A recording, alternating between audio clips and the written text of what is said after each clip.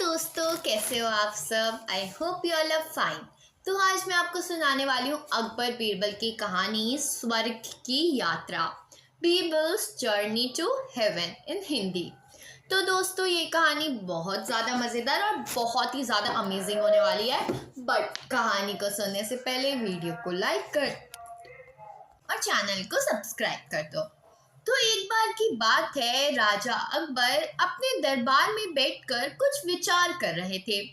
तभी अचानक उन्हें ख्याल आया कि उनकी दाढ़ी और बाल काफी बढ़ गए हैं। इस ख्याल के आते ही उन्होंने अपने एक दरबारी को बुलाकर नाई को फौरन हाजिर होने का आदेश दिया। राजा का संदेश मिलते ही नाई महल पहुंच गया। महल पहुंचकर नाई राजा की हजामत बना ही रहा था कि कहीं से एक कौवा वहां आकर बैठ जाता है और काव काव करने लगता है। राजा अकबर नाई से पूछते हैं, यह कौवा काव काव क्यों कर रहा है। इस पर नाई जवाब देता है, यह आपके पूर्वजों का हालचाल बताने आया है। नाई के इतने कहने पर राजा अकबर आश्चर्य से पूछते हैं, तो बताओ फिर यह कौवा मेरे पूर्वजों के बारे में आखिर क्या बता रहा है। राजा के इस सवाल पर नाई कहता है, यह कौवा कह रहा है कि आपके पूर्वज स्वर्ग में मुसीबत में हैं और काफी परेशान है। इनका हालचाल लेने के लिए आपको अपने किसी करीबी को स्वर्ग भेजना चाहिए। नाई की यह बात सुनकर राजा और भी हैरान हो जाते हैं। राजा अकबर आश्चर्य से नाई से पूछते हैं, आखिर किसी इंसान को जिंदा स्वर्ग में कैसे भेजा जा सकता है। राजा के इस सवाल पर नाई जवाब देता है, महाराज, मेरी नज़र में एक पुरोहित है जो इस काम को अंजाम दे सकता है। बस आप इस काम के लिए अपने किसी करीबी को स्वर्ग जाने के लिए राजी कर लीजिए। नाई के इस आश्वासन पर राजा अकबर तैयार हो जाते हैं और दरबार में अपने सभी करीबी दरबारियों को बुलाते हैं।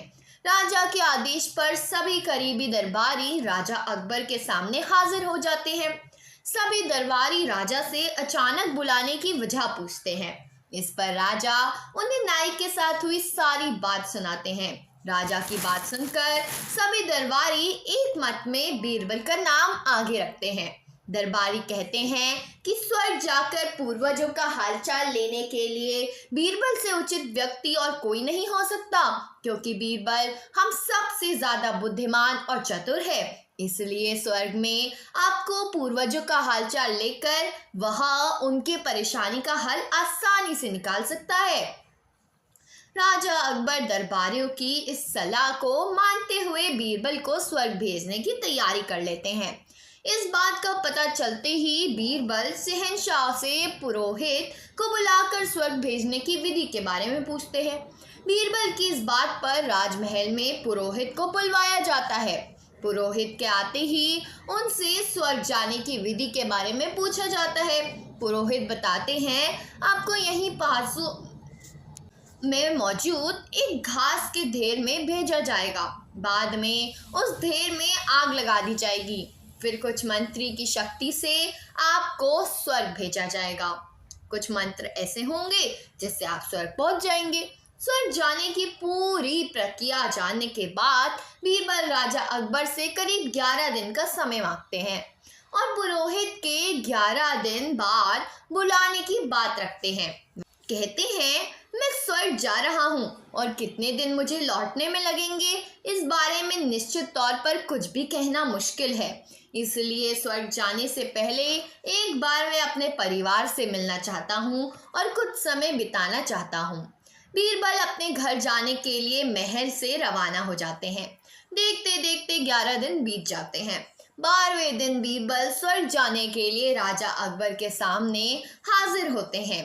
पुरोहित को बुलाया जाता है और बीरबल को स्वर्ग भेजने की तैयारी की जाती है। पुरोहित बीरबल को स्वर्ग भेजने के लिए महल से कुछ दूर घास का एक ढेर लगवाते हैं। बीरबल को स्वर्ग भेजने के लिए घास के ढेर के अंदर भिजवाया जाता है। घास के ढेर के अंदर जाते ही पुरोहित घास के ढेर में आग लगा देते हैं और बीरबल को स्वर्ग भेजने की प्रक्रिया पूरी हो जाती है। धीरे धीरे 2 महीने बीत जाते हैं। और राजा अकबर को बीरबल की चिंता होने लगती है। तभी अचानक बीरबल दरबार में हाजिर हो जाते हैं। राजा अकबर बीरबल को देखकर प्रसन्न होते हैं और अपने पूर्वजों का हालचाल पूछते हैं। तब बीरबल बताते हैं, आपके पूर्वज काफी खुश हैं और मजे में हैं। उन्हें बस एक ही तकलीफ है कि उनकी दाढ़ी और बाल काफी बड़े हो गए हैं, जिन्हें काटने वाला स्वर्ग में कोई नाई नहीं है, इसलिए वहां उन्हें एक नाई की जरूरत है। बीरबल कहते हैं, ऐसे में हमें आपके पूर्वजों के लिए एक अच्छे नाई को स्वर्ग भेजने की तैयारी करनी चाहिए। बीरबल की इस बात पर राजा नाई को स्वर्ग भेजने की आदेश देते हैं। राजा का आदेश सुनकर नाई घबरा जाता है और राजा के पैरों में गिरकर माफी मांगने लगता है। नाई राजा से कहता है कि यह सब कुछ उसने वजीर अब्दुल्ला के कहने पर किया था। यह सब उन्हीं की साजिश थी ताकि वह बीरबल को अपने रास्ते से हटा सके। अब राजा अकबर के सामने सारी सच्चाई आ चुकी थी। ये सब जानने के बाद राजा अकबर ने वजीर अब्दुल्ला और उनके साथियों को दंड देने का आदेश दिया। अंत में राजा अकबर बीरबल से पूछते हैं, तुम्हें इस सच्चाई का पता कैसे चला और तुम घास के ढेर में आग लगने के बाद कैसे बच गए? तब बीरबल जवाब देते हैं, आग के ढेर में जाने की बात सुनकर मुझे इस साजिश का अंदाजा हो गया था। इसी वजह से मैंने 11 दिन का समय मांगा था। उन 11 दिनों में मैंने उस घास के ढेर वाले स्थान के नीचे से अपने घर तक एक सुरंग बनवा दी थी। उस सुरंग के जरिए ही मैं वहां से बचकर निकल पाया।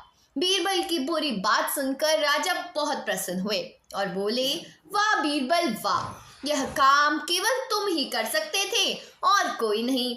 तो कहानी से सीख मिलती है, बीरबल की स्वर्ग की जो यात्रा है, हमने जो कहानी सुनी उससे सीख मिलती है कि सूझबूझ से बड़ी परेशानी का हल आसानी से निकाला जा सकता है। तो दोस्तों, आज की कहानी तो यही थी। अगर पसंद आई हो तो वीडियो को लाइक करो और चैनल को सब्सक्राइब करो। तो मिलते हैं अगली कहानी में। अभी के लिए बाय बाय।